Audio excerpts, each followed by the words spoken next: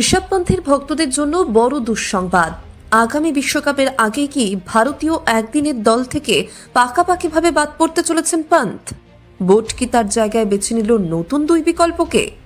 পরের বছরে রয়েছে একদিনের বিশ্বকাপ, কিন্তু এই মেগা টুর্নামেন্টে ভারতীয় দলের ঋষভ পন্থকে দেখা যাবে কিনা তা নিয়ে জোর জল্পনা শুরু হয়ে গিয়েছে।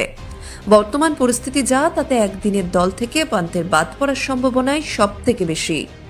এখন একদিনের দলে উইকেট কিপিং এর দায়িত্ব সামলাতে দেখা যায় KL রাহুলকে, ফলে নির্দিষ্ট করে উইকেট কিপার হিসেবে দলে কেউ খেলেন না। জানুয়ারিতে নিউজিল্যান্ড সিরিজে পন্থকে বিকল্প উইকেট কিপার হিসেবে রাখা হয়েছিল, তবে সিরিজের মাঝপথে তিনি ছিটকে যান এবং তার জায়গায় নেওয়া হয় ধ্রুব জুরেলকে। সম্প্রতি দৈনিক জাগরণের খবর অনুযায়ী পন্থকে আর একদিনের দলের জন্য ভাবছে না বোর্ড, তার জায়গায় দুই বিকল্প উইকেট কিপার ভেবে রেখেছে বোর্ড। শোনা যাচ্ছে আসন্ন ইংল্যান্ড সিরিজের আগে বিষয়টি চূড়ান্ত হয়ে যেতে পারে। কারা সেই দুই বিকল্প? বোর্ডের নজরে থাকা দুই বিকল্প ক্রিকেটারের একজন হলেন সঞ্জু স্যামসন এবং অপরজন হলেন ধ্রুব জুরেল।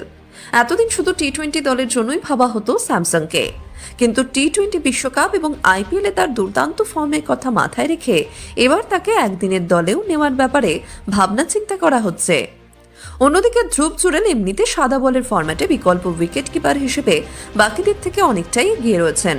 পরিসংখ্যানের দিকে চোখ রাখলে দেখা যায় এখনো পর্যন্ত ভারতের হয়ে 16টি একদিনের ম্যাচ খেলেছেন সঞ্জু স্যামসন। একটি শতরান সহ তিনি মোট 510 রান করেছেন। পরের বছর বিশ্বকাপের আগে ভারতের অন্তত 20টি একদিনের ম্যাচ খেলার কথা রয়েছে, আর এই ম্যাচগুলিতে যতটা বেশি সম্ভব সঞ্জুকে খেলিয়ে তৈরি রাখতে চাইছেন প্রধান নির্বাচক অজিত আগারকর এবং কোচ গৌতম গম্ভীর।